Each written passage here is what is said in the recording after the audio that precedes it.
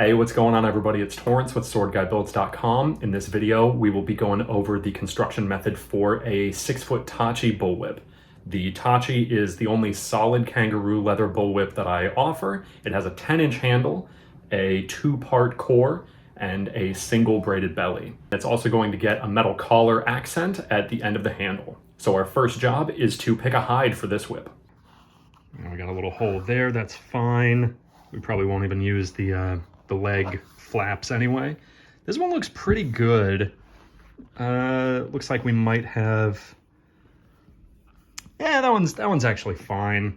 It doesn't look great, but actually, judging by where it is on the hide, if we were to let this be in even the overlay, it'd probably be right under the collar and nuts. So this one is maybe higher on my list, or at least it would be, if not for this stuff going on here. It looks like that actually might not be a cut. It might be just an indentation or like a mark, because a lot of times you can just make similar grooves in the leather just with your fingernail, and it's not really damaged. It probably won't break, but it does make it hard to tell the difference between something that is innocuous and something that might cause you problems. So this is another example of something that might go into a belly, because this one would be going lengthwise with the strands, but I would hate to have that visible in a handle. This guy here, this scarring, these scratches right at the base of the tail where the leather is the strongest, that's pretty frustrating. And then you also see some more of these scratches right down the back. This one, man, the outsides are actually pretty clean. Got some scratches here, actually. This one will probably be better. This one will probably be better for internal components. So we'll set that one aside for now. This is a good example of one that has scarring up on in the stretchy area. So this one, I might take my core and bolsters from this. I have another spot over here on the flank that is scarred up. Yeah, I'm liking this one for my cores and my bolster. This one here, it's actually, man, this one sucks.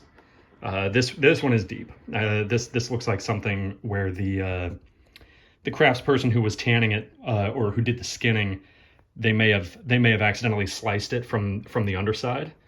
Let's take a look. Yep, there it is. Man, look how bad that is. That sucks. You hate to see it. So where is this? Yeah, that would be... If I did take a few large swaths for bolsters, I'd probably eat that up, which is fine. But you would absolutely want to keep that out of your braiding. That would just be a broken strand, probably while you were stretching it. So I'm liking this hide. I think I'm going to take my core components from the flanks, and then probably my belly from around the outside, and then the overlay from the inside. If I need to, I may use one of these two for the bolster after the belly, just because they have a little bit more scarring on the sides, and it'll be nice to eat that up before I use them for something else. First, actually, I want to take off a little bit from the outside of the hide just to give myself a smooth runway for the rest of the parts.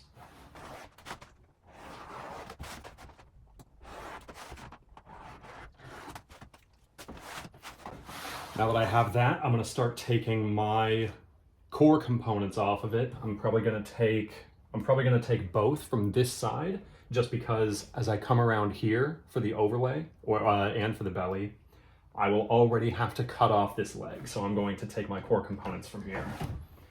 The first one at the very center needs to be about 1 inch wide to completely cover the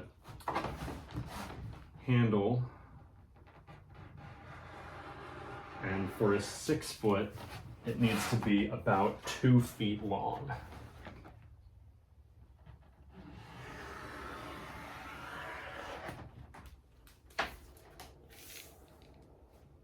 Yeah, I probably got about 2.5 there, that's fine.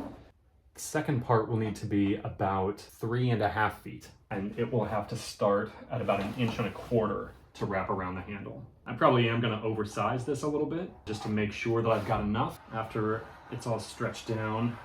Okay, so we have this. And I think I will take my final bolster from this one just because it's a little on the taller side.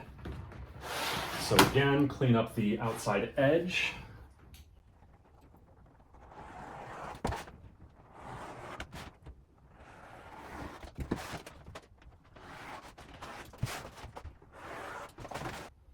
So the finished belly will be about 3.5 feet. That means that this bolster needs to be wide enough to cover that belly up until the 3-foot mark. And then after that, it can sort of just taper off toward the tip.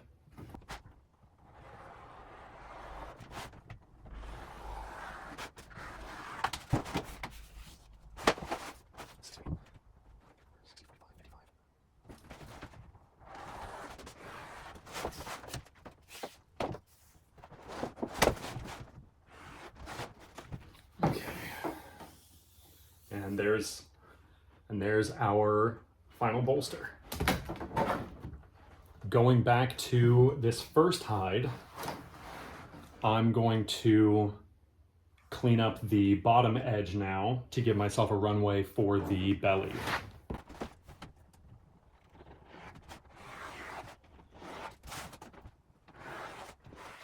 Large swath of leather that we're losing there. All part of the game. It does suck, but that is why you got to be diligent with your decisions.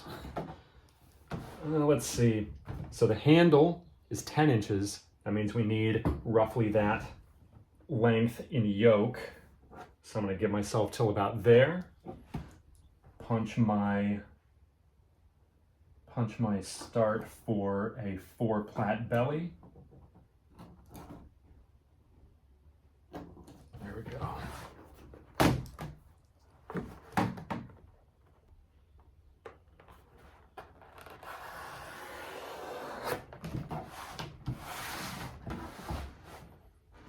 So these strands will need to be somewhere around 45 inches to get us our braided length.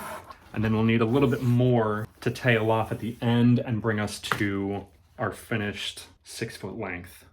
I think I will wait to strand the overlay until we're ready for it though. So I have some cool to lukewarm water here. I don't really think it matters how warm the water is, but if it's hot, I find that the leather will stay wet for longer. So I like to have it a little bit on the lukewarm or the cool side. I'm basically just taking all of my core components and getting them very well saturated in the water. That will make it so that when we go to stretch them, they really hold the stretch. I find that with dry stretching, I mean, you can stretch that leather, but it won't always. Sometimes it just springs back if it's not wet. But if it is wet, it'll stay in the stretched position a little better. So that is why I prefer wet stretching over dry stretching. Also because, I don't know, I do think it makes it denser.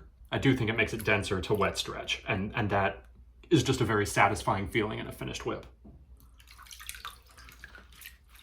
For stretching these really wide core components, I like to take a handle blank and put it between my hooks so that I can stretch it around the handle blank.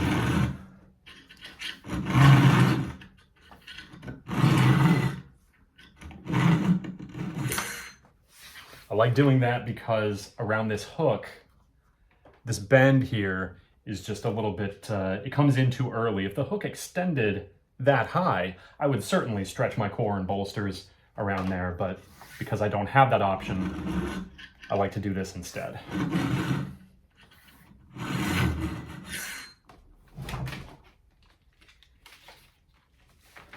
Just do every part in sequence here.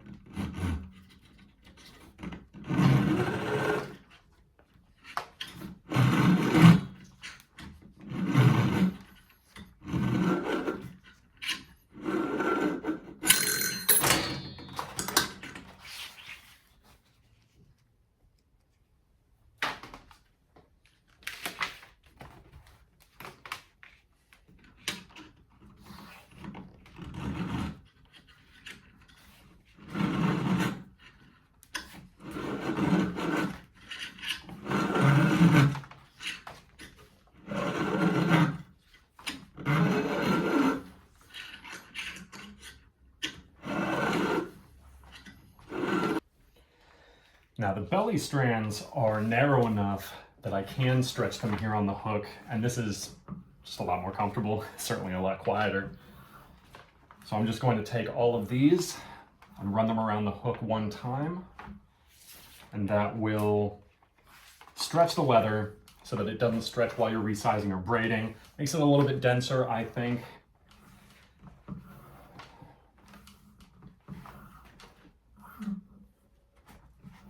As well.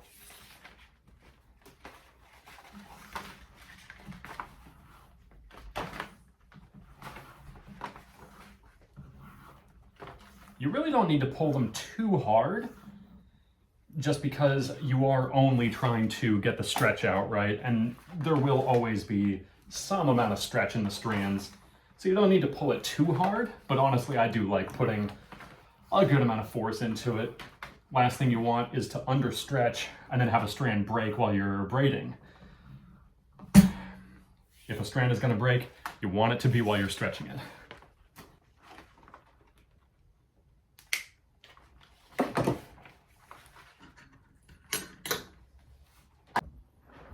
So now what I'm doing is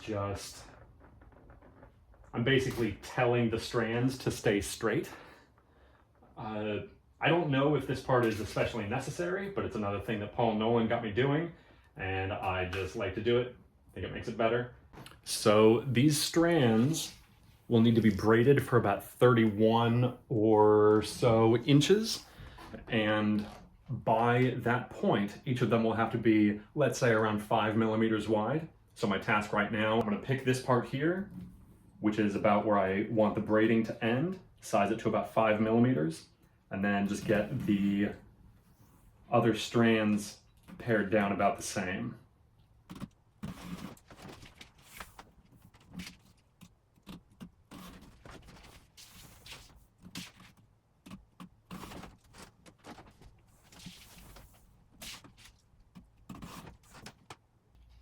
Now that I know at which point they need to be at their narrowest diameter before they just start tapering manually into the thong, now I can taper the wide part down to the narrow part.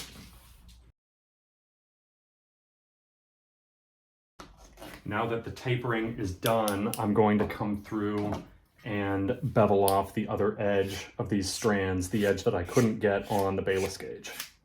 So what is the beveling for? There is an aesthetic component. Strands without beveled edges just look messier.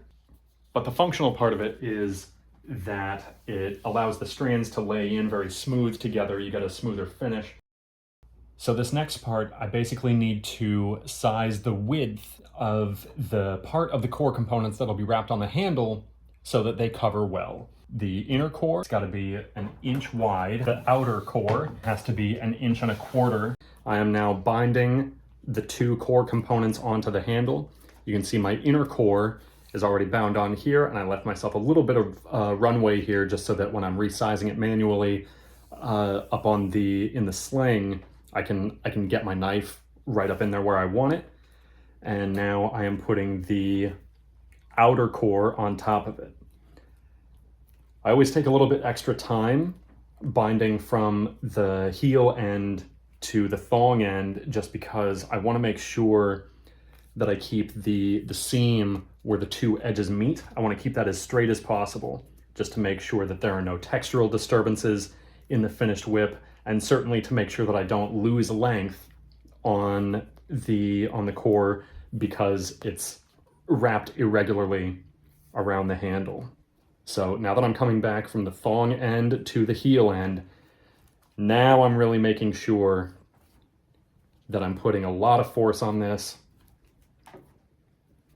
and getting it to really bite into the layer below. I have seen finished whips where the overlay twists against the handle components or the heel twists against the rest of the handle. So this binding very tightly is one of the weapons you have against that.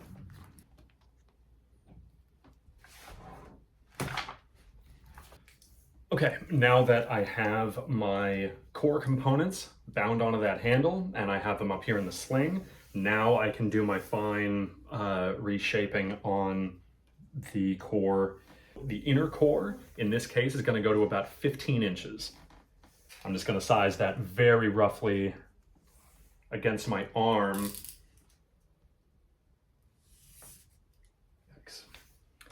So just like that, I got my mark. And now I'm going to, like I said, I'm going to fold this back just a little bit, give myself a little bit of a runway here so that I can get my knife in there from right where the handle ends.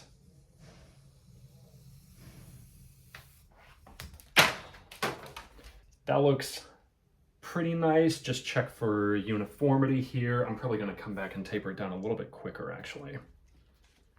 Sometimes I like to come from the opposite side too, just to make sure that the edges are equally clean.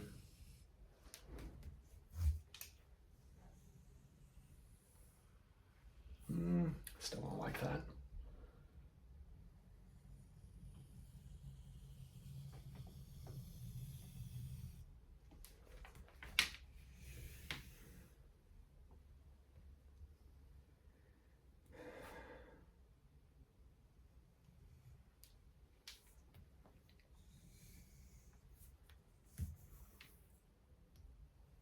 Yeah, that's probably fine. So the inner core sized to about, well, it's probably more like 18 inches, but that's fine. That'll just help us keep a little bit more of that good mass in there. So now moving on to the outer core.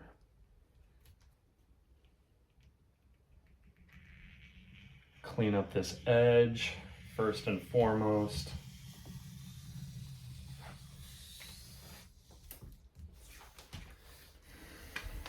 Come back through and clean up the other edge.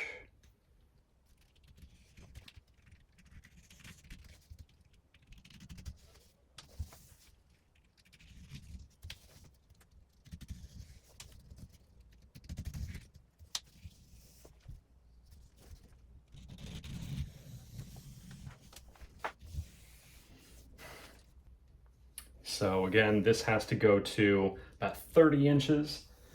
I know from experience that 30 inches, maybe right around there, make a little mark with my knife again. And now I'm just gonna come back through and really take my time and refine this taper. You gotta remember that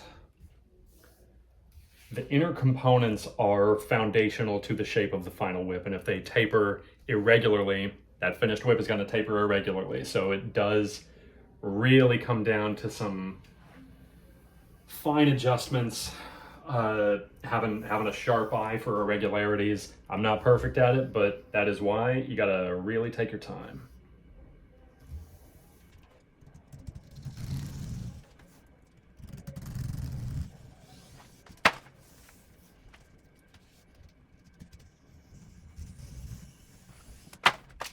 So now I'm just taking a moment to really compare the taper of the two core components.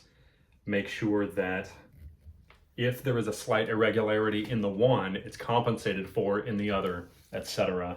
Little things like that. I do think, all things considered, these taper very evenly. So I'm going to call that finished.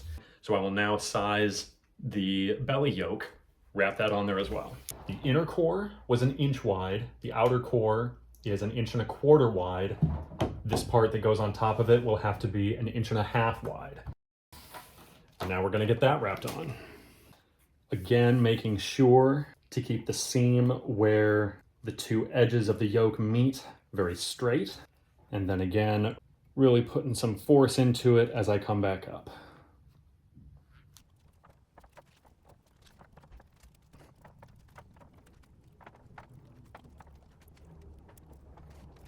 And there we go, ready to grease and braid.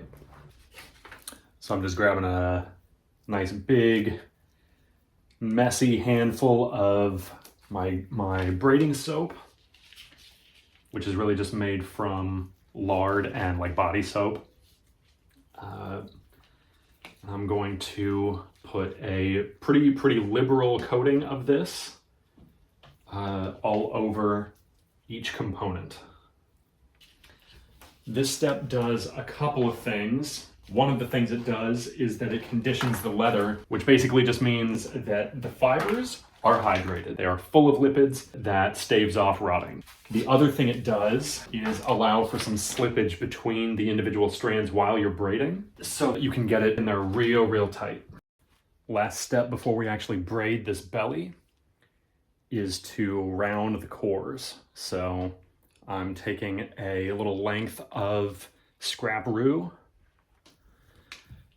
and wrapping it around those components and just dragging that down. Now we can braid this up. Now, up until recently, I sort of always thought that every belly in a whip should compress as tightly as possible in the transition area. Lately, I'm sort of rethinking my stance on that. I think it is okay for your bellies to not be quite as tight, just because if the bellies are a little bit softer, that means that your overlay can now compress into them and you can get your stiffness that way. I don't know if there is a real good argument one way or the other. I am giving it a good amount of pressure, but not as much as I might if this was a couple of years ago or even a few months ago. This is another one of the things that I learned from Paul Nolan, this little practice of cutting these little horns off here where the strands at the start of the braiding overlap. It can add to the swell there if you don't trim these off. I like to just knock those off a little bit because we will already have that slight swell. All right, so I'm going to roll this belly on the dirty sides of my rolling boards here. Keep the clean sides clean.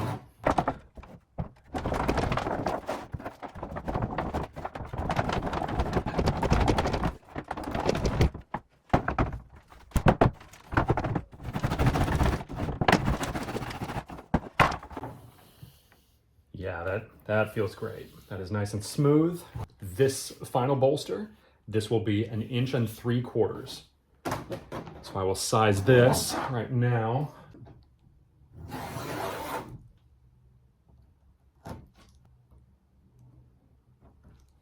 Now I am going to make this bolster just a tiny bit wider as we approach the swell at the tip of the handle. Check to see how well it matches. Yeah, I think that looks great.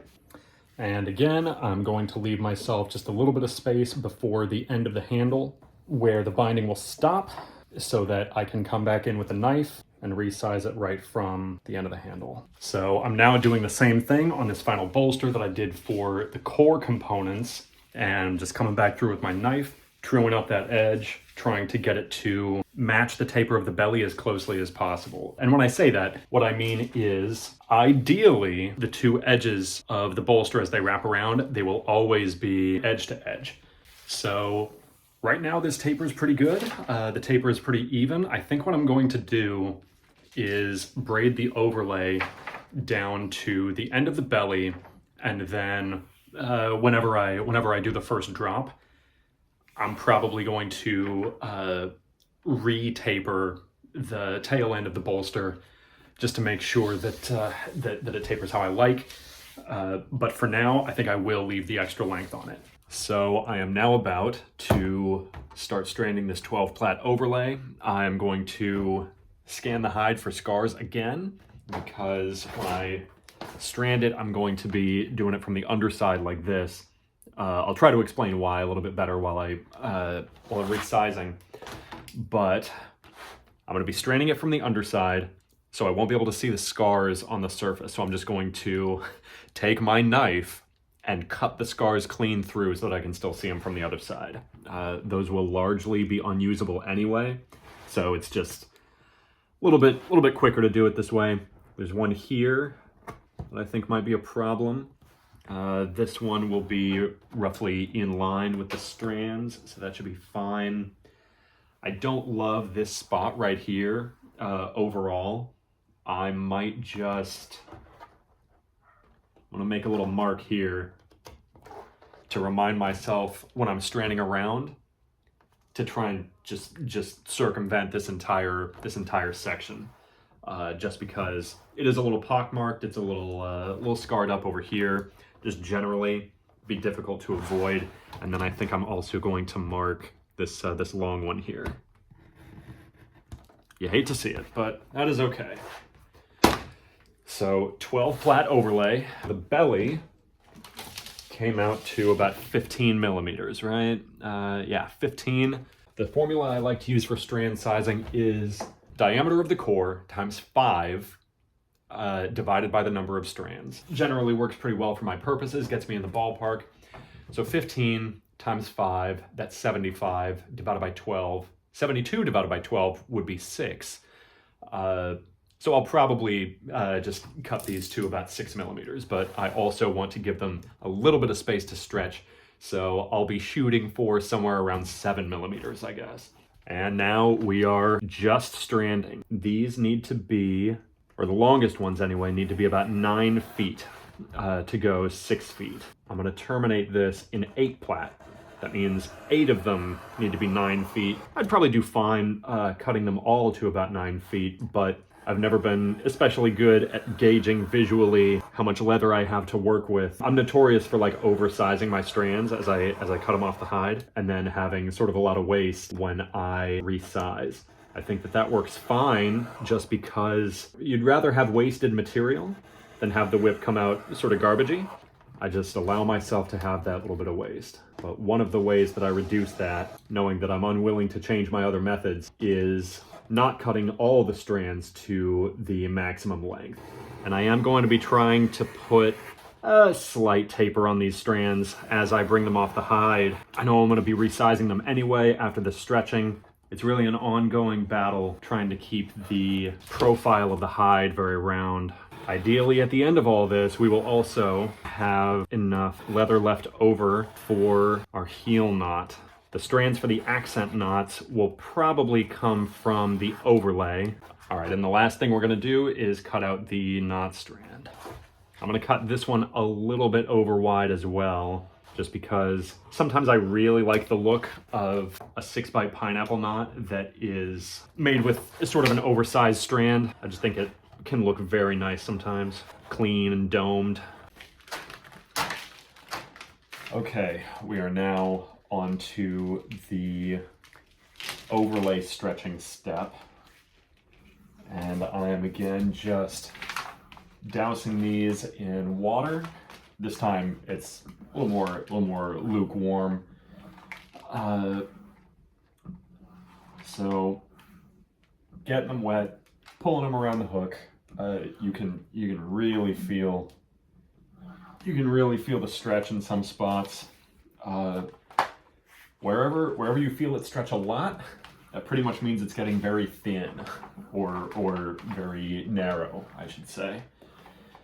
So hopefully I left myself enough mass on these to still get very uniform strands after resizing, but we will just have to see. People have a lot of different ways of doing this, the stretching step. Sometimes they'll do something like this and wrap the strand around once or twice and pull it through that way. I guess just because it latches down tighter. Maybe it's to help them pull a little bit more stretch out of it. But I tend to think that if you wrap the strand around the hook, or sometimes they do the same sort of move with like a screwdriver, I tend to feel like when you do that, it just puts weird little creases and folds into the strands. And I don't think they're that noticeable in the finished product, if they're noticeable at all. But I just like doing it this way better, because I feel like the strands are easier to pare down on the Bayless gauge. They might not be very crimped up or foldy in the finished overlay braiding, but they will be crimped up and foldy when you're pulling them through your hands 100 times on the resizing gauge, and that can be a little bit dangerous for your hands. The folds in the leather, make the knife want to skip, and do weird stuff, which it can just be dangerous. You may also just slice through a strand when that happens. I've done that too. Anyway, all of that to say, I just like pulling it around the hook, just like this. I think it does exactly what you need it to. I think a lot in whip making is a patience game, because there are many steps, there are many individual little skills, and every step takes time to do right. And that's one of the things that's very difficult to convey to somebody who doesn't know what goes into making whips, or they haven't made one themselves, or whatever.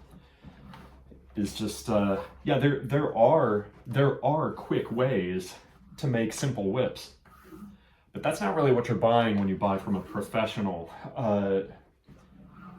Modern sport whip cracking is it's very, very deep. People look for specific things in terms of artistic choice and styling. They look for very specific handling. And I do think that the craftsperson themselves should sort of lead that conversation in what sort of handling is and is not desirable. I think it's important to keep an open mind about that, because everybody likes different things. But you also have to say, like, I've been doing this for a long time. I've made hundreds, if not thousands, of whips. And it should be this way and not this other way, you know. That discerning eye, not to say that I'm perfect at it, but that discerning eye is really what you're paying for when you buy a professionally made whip, among other things.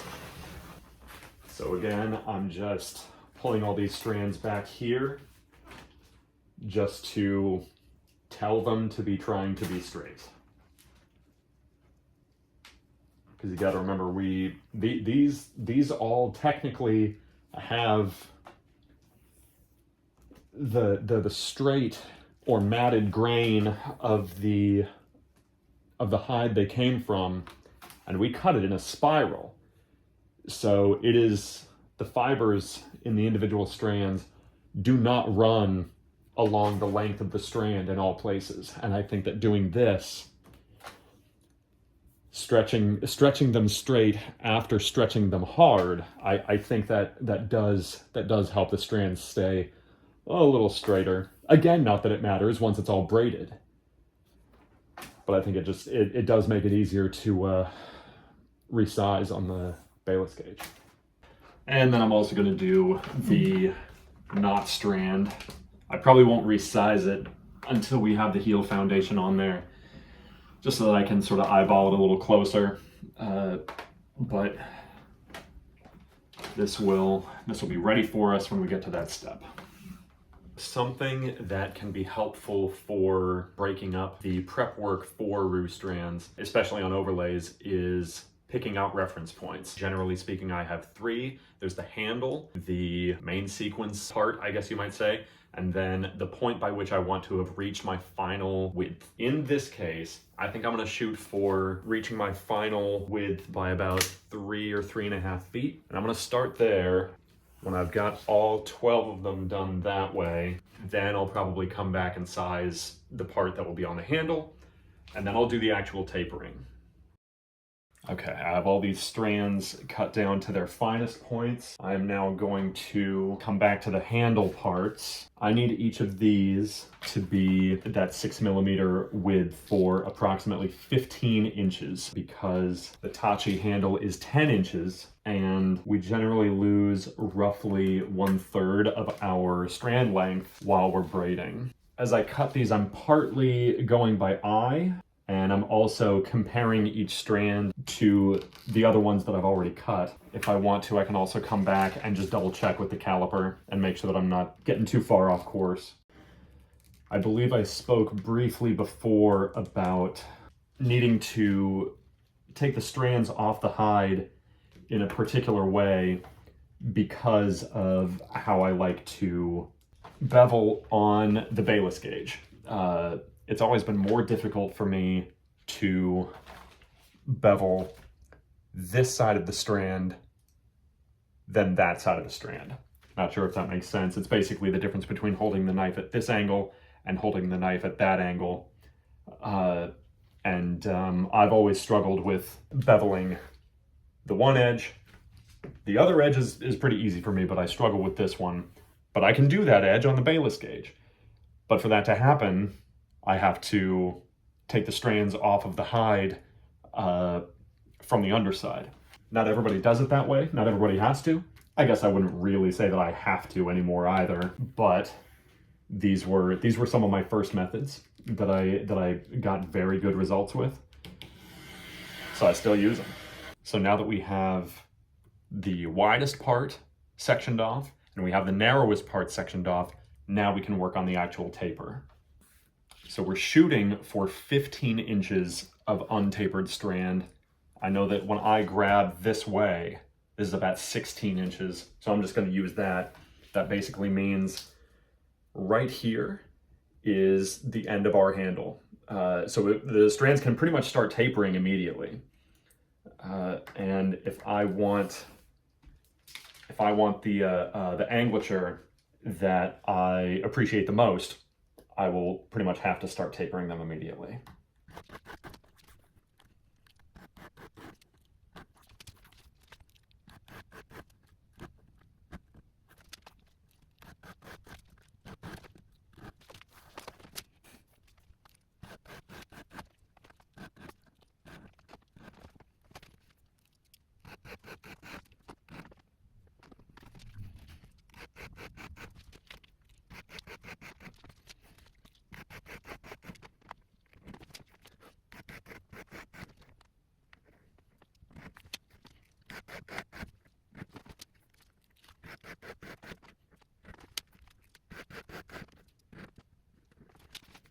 Okay, so we now have these sized for the handle, tapered, and sized for the tail end. Now all we have to do is come back and bevel off the side that we couldn't get on the bayless gauge.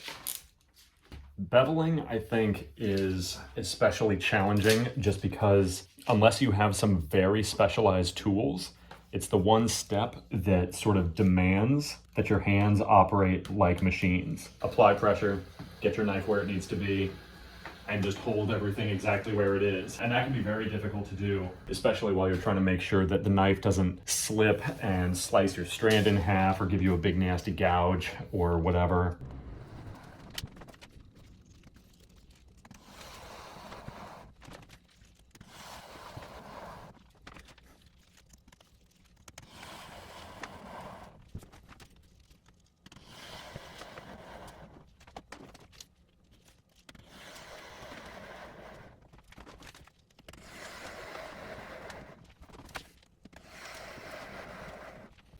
Okay, I lied. There is one more step before we can braid. The last thing we need to do here is give all these strands a very light splitting.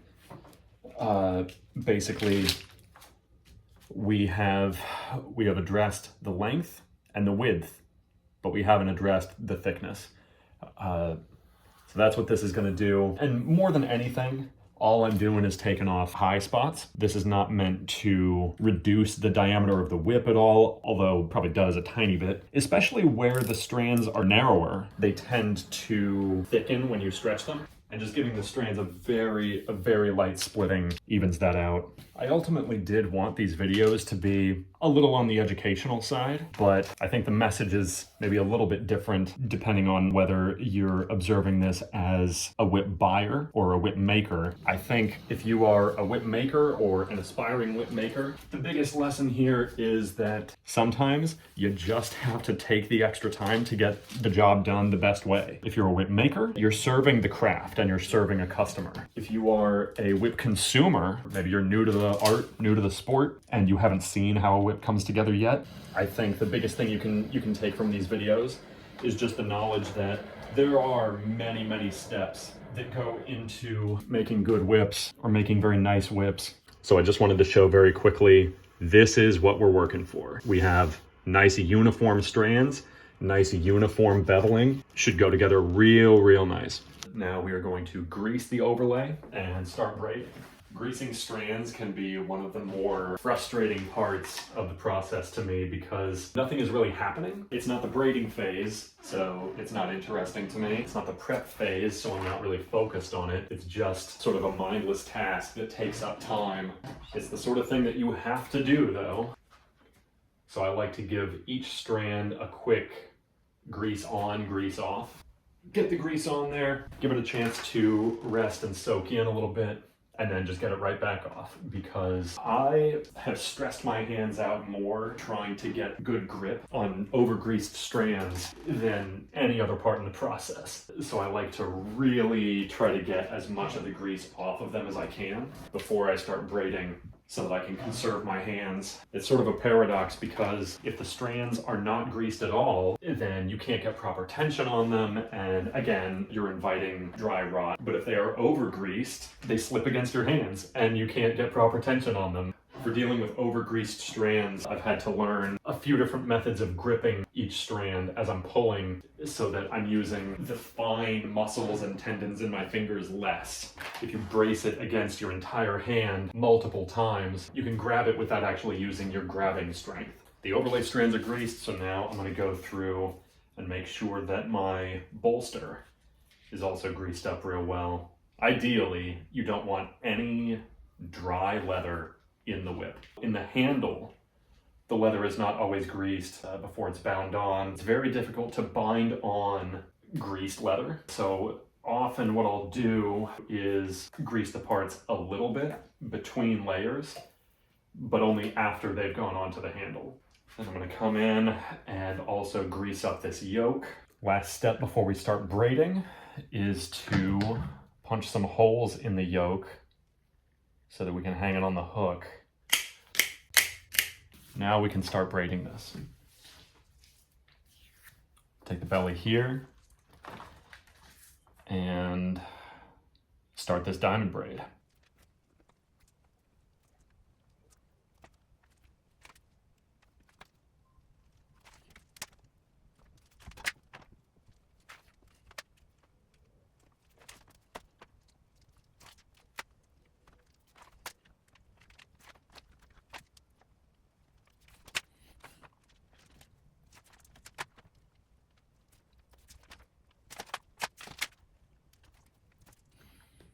Now I've got a few of these strands tightened down all the way up to the top here. Not all of them, but some of them.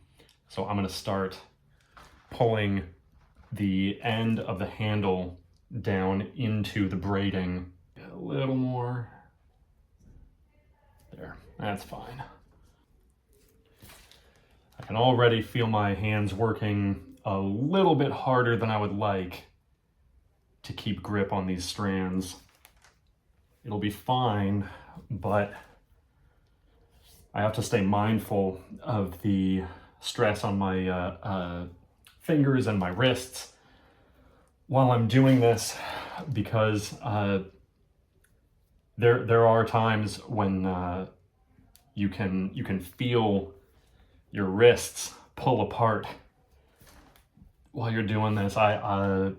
It's been a while since I felt that, but for a while it was happening very regularly. And you have to learn to be very cautious with your grabbing and pulling strength to make sure you don't hurt yourself. Can be a little bit, little nerve-wracking, but such is the life of an artist. But that's also why it's important to learn these different grips that sort of take the pressure off of your grabbing muscles and just spread the force across the broader parts of your hands. All right, and we are now transitioning from diamonds to herringbone. In 12 plat, this is a 3-step process where you move from under 1 over 1, under 1 over 1, under 1 over 1 to under 1 over 1, under 1 over 3. And you do that move, under over 3. You do that 3 times. And that gives you a perfectly square braiding transition in 12 plat. It is different with other plat counts. This is looking very, very clean. Very clean. I'm actually going to give you a quick look at the seam that I'm looking at. There we go. Yeah, that's very, very clean. Love to see that. So I've learned 2 major lessons from the Tachi model specifically. The first one is curated tension is absolutely key to good performance. And unfortunately, it's not as simple as braid tightly, which we all know. You're really looking for graduated tension, by which I mean often it's good to braid more tightly where the whip is thicker than where it's thinner. But even that isn't absolute, because the braiding right at the hitch does need to be tighter than you think. So we want it tight generally, but what about the belly? Well, that honestly I'm starting to think may sometimes be better braided less tight, especially for the sake of the standout at the transition, because I've learned from the eco bowls that you can get fantastic tension strictly from the overlay braiding, as long as you get good compression of the core, which is a notion that competes with my earlier opinions that all layers should be braided tight. The second thing I learned from the Tachis is that I have a bad habit of diminishing the mass too quickly in both the belly prep and the dropped strand trimming. My original thinking was that an over-heavy whip is just generally uncomfortable to handle, which I do still believe, but in light of what I've learned over the years, I've had to slowly teach myself to leave more mass in my core pieces, my belly strands, my drop strands, and that balance can be very hard to hit consistently. Okay, so we now have the overlay braided. And ordinarily I like to wait to cut falls until I see the diameter of the end of the braiding. I don't necessarily have to do it that way. I just find it easier. So I'm gonna take my knife. I have this length of red hide here. Sometimes I use white hide for the Tachi falls. But in this case, the customer specifically requested the red hide. So I'm going to be using that, and I'm basically taking a length off of this strip, and I'm going to resize it on the bayless gauge as if it was a roo strand. Grab the old bayless gauge, and we're just shaving it down a little bit. Make sure the edges are true. And I'm also trying to leave it just a little bit over wide because there's a rounding and compressing step that usually shrinks it down a little bit more than I anticipated. So I have this tapered pretty much the way I want, and I'm now going to take the knife again and just come down and shave off all 4 corners. And that'll help to round it. Very carefully come down and just barely shave off the corners here.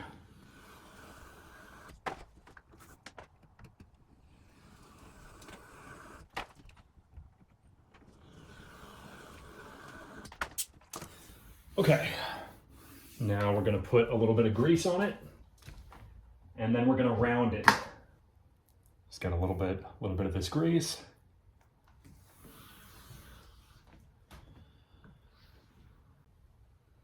I might even come through and split this really quick, just a tiny bit, because there are a couple of little textural disturbances sort of down the length. We're gonna give it one of these.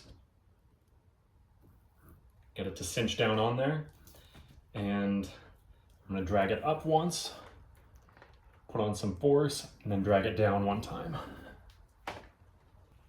Yeah, that looks real nice. That looks real nice. Okay, so first step when I'm putting the fall on here, these are my 2 core strands, the 2 that are remaining. I'm just gonna tie those into a knot together so that I know what they are, because these will all get confused. I'm gonna take my fall and put those 2 strands through first.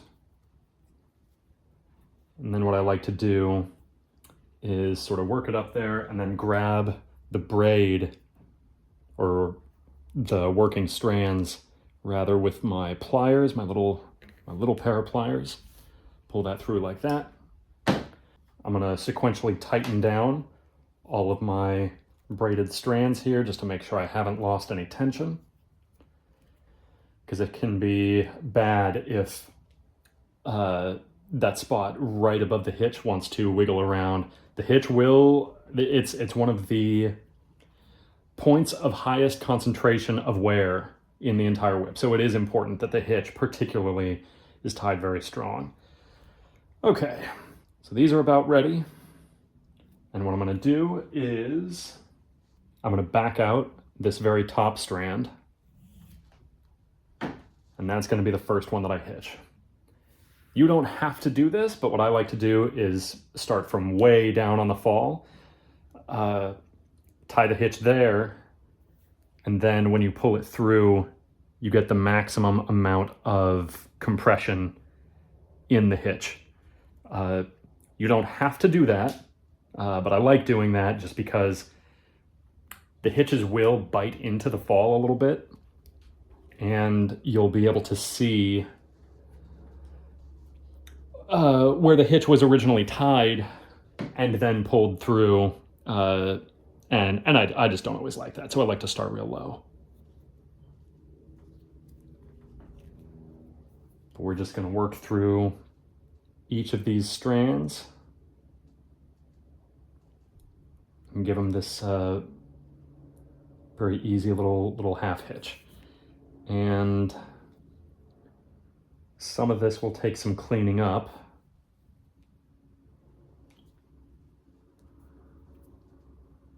Because the strands are still trying to be in their braided formation, right? So I gotta pull some of them out from under other strands so that they sit at the surface. And I basically get them into position like that, and then give them that hard tightening.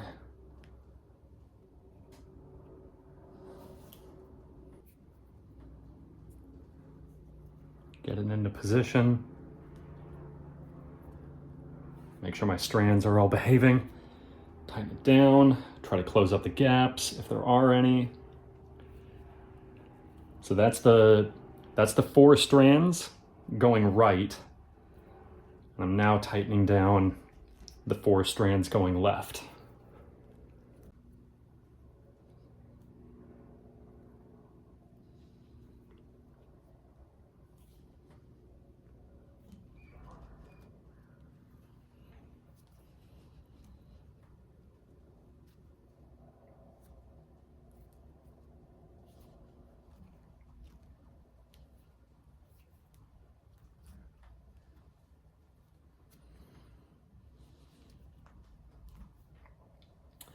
This last strand that just got hitched, I'm going to slip that up through the eye of the fall. And that's going to just help to secure the entire hitch, and I'm also pulling it down under itself as well. And that part is just because it just keeps it a little bit more streamlined in the end, and you'll see what I mean. But okay, so the hitches are tied. Before I come back through and tighten them all down for the last time, now I'm going to pull the fall through.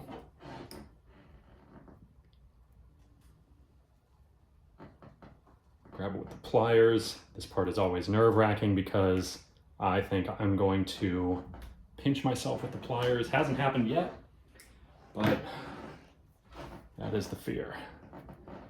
Okay.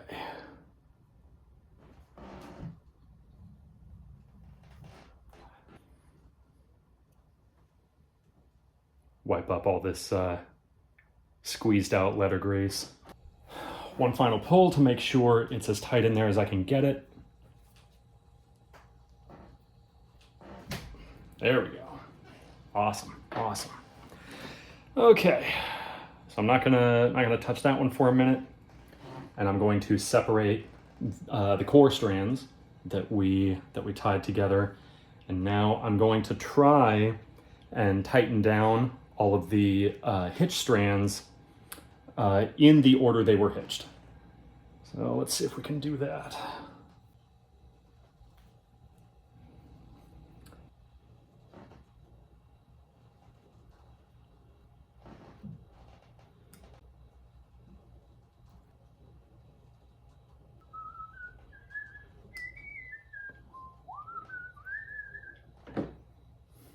So you can really see, hopefully you can tell, this hitch is really starting to weep because of all the pressure, all the tension in there. And that is exactly what we want. That is exactly what we want. So the hitch is actually tight now. Take the old scissors and just clean up the top of the fall real quick, making very sure not to snip my locking strand. So pull the locking strand tight and then draw it down through itself.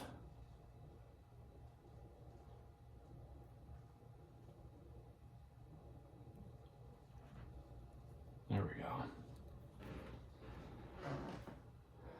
So that's about ready. Then take the old scissors again. And that is our, there it is. That's our finished fall hitch. So now all of the braiding is done. We have the fall on, and now this whip is ready to be rolled. I have my rolling board here covered in some brown packing paper, which will really just protect the wood from the black grease in the whip.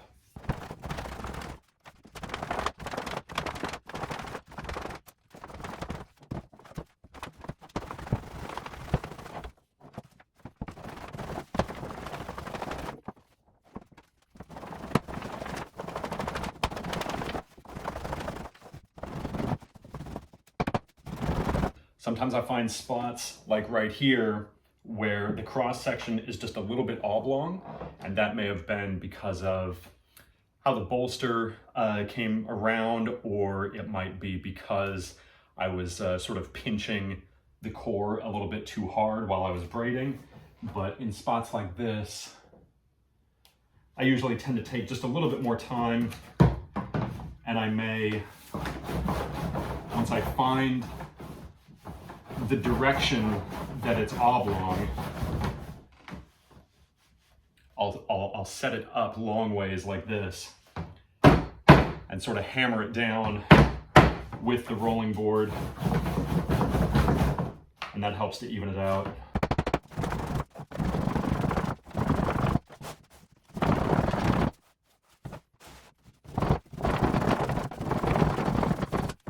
When we're all finished rolling, we should pretty much be able to drag our hand down and feel for consistency. There should be no spots where the braiding feels rougher than in other spots. And I think we've done a pretty good job here. So we will now move on to knots and finish work. First, I'm going to bind down the yoke end here. And I'm gonna get this pretty much as tight as I am physically able to.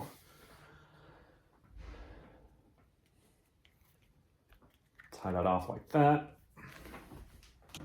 Now we're going to cut off the yoke. So I think I mentioned this before, I was hoping to have enough of this yoke that I could use this big broad canvas part of it as the heel cap, but it's actually not broad enough in this dimension. So I will use this for part of the foundation, but not as much as I wanted to. So what I'm going to do here is just true up this edge,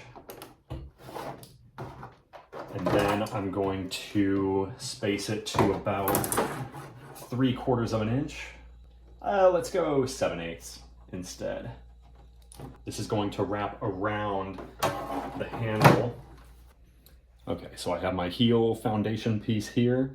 I'm just gonna wrap that on. I'm giving myself just a little bit of space here between the edge of the foundation and the end of the handle. I'm going to shave this down a little bit, round it down, and then that should give us a nice little crown between the bites of the knot. So I have this other scrap that I just pulled out of my scrap heap, and this certainly has enough mass for us to get a good cap. So I'm going to grease this and then get it attached to the end of the whip. Just work that in. So the way I'm going to do this is sort of triangular. I have 3 wings that I'm going to nail down into the handle, trying to center it the best way that I can. And I'm just going to sink some nails in here. Now, anytime you're capping the heel, you have to be really cautious with your tension. Otherwise, if you allow slack into the cap, you'll end up with weird little folds and stuff like that that are just really unappealing to the eye. Pull this a little bit taut. Take my tiny scissors, and I'm going to cut some extra wings into this so that I can also apply some tension to these other wings, and that will really help everything seat down the way we want.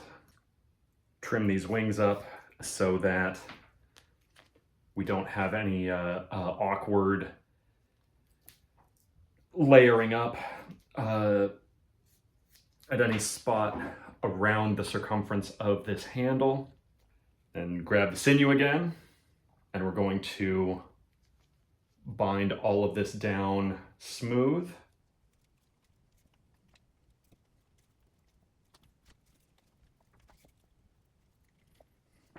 And now I'm going to take my pliers to the sections that did not get nailed in, and I'm just pulling those taut as well.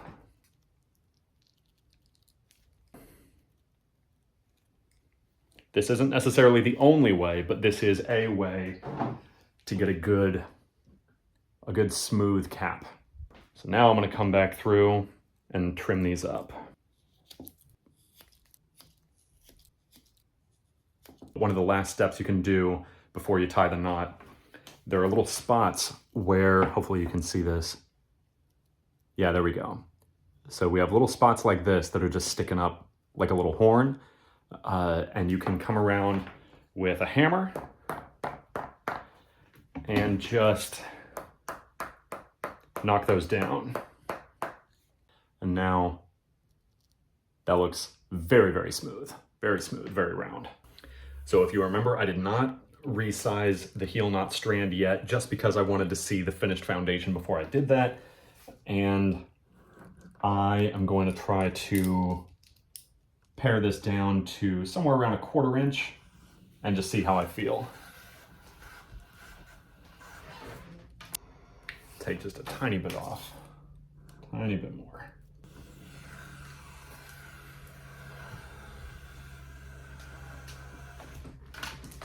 For a 6-bite pineapple knot, I think that'll be a good size.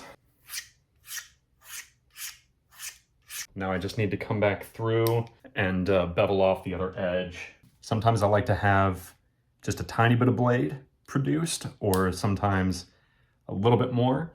But for beveling, you really don't need a lot most of the time. Just get it seated up in there, positioned how you want. You can just drag it back, walk it. You could run it back sometimes. You're really just looking to take off the ratty part of the underside that might possibly show after everything is said and done.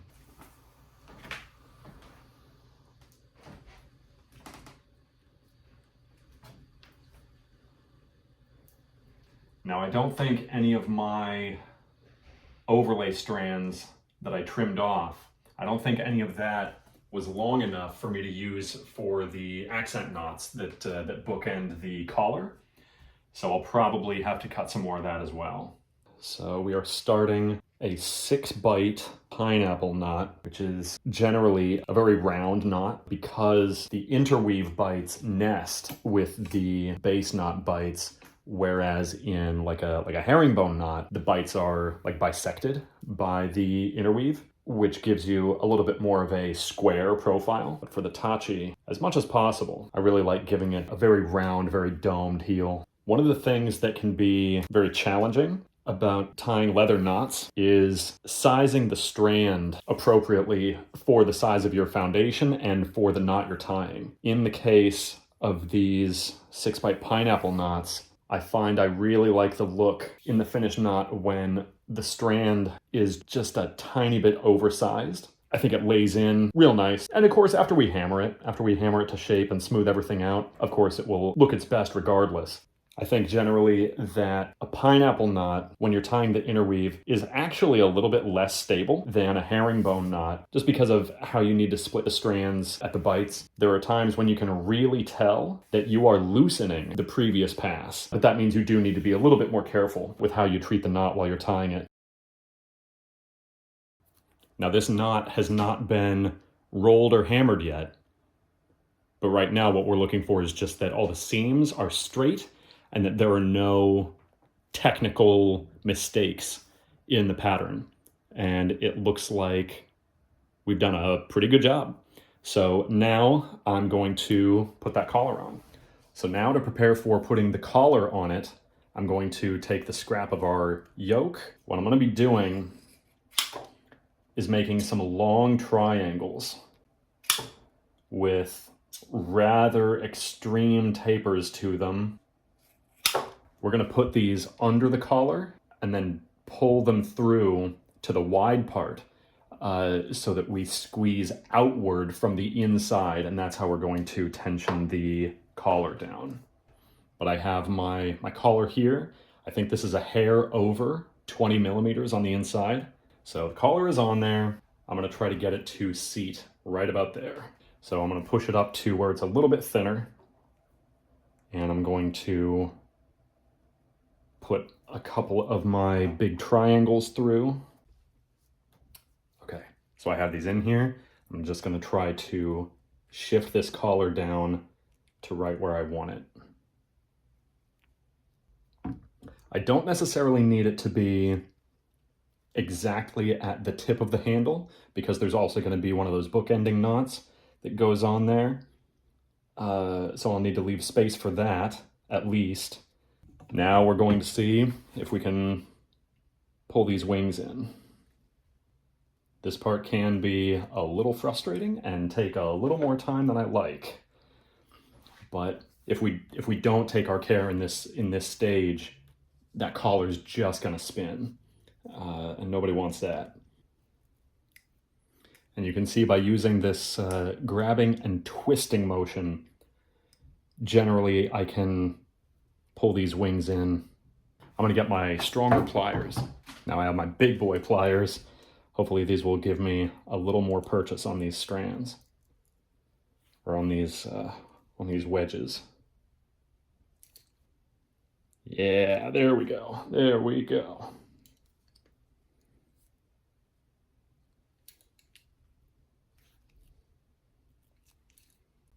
Okay, I really think that should be good enough. So now we're just gonna take the knife, come through here, and snip the ends off. And this part is very delicate. If you end up slashing through all the way to the overlay, nobody is having a good time.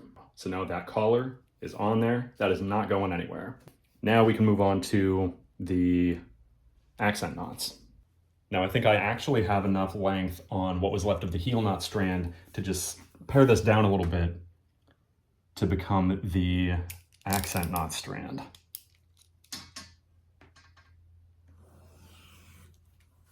So I'm just going to size this down to where I like.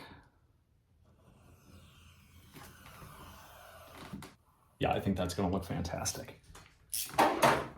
So I think historically I've used a couple different knots as the bookends for the collars on the Tachis, but right now what I like to do, I think it's a 4-part 7-bite Turk's head. I really enjoy it because it just comes out so razor thin. I also just like the texture of it. I think it's just a really classy looking knot. It really took me a long time, probably at least a few years, to actually understand the logic of tying knots. I think a lot of people struggle with it. There is a strict logic to it, but it's very difficult to articulate that logic beyond just using the terms under, over. But that's really all it is. You need to know what you want the knot to look like in the end, and then sort of logically work backward. You need to tie it from start to finish, but you need to think about it from finish backward to the start. This knot, especially this 4-lead 7-bite, really challenged my ability to conceptualize how the unders and overs in a knot work together, and especially how they're formed. But when you understand why it comes together the way it does, you start going, oh wow, yes, that makes perfect sense. Because even 2 strands twisted around each other, that is technically an over one, under one pattern. I'm also going to come through and do a quick tightening pass.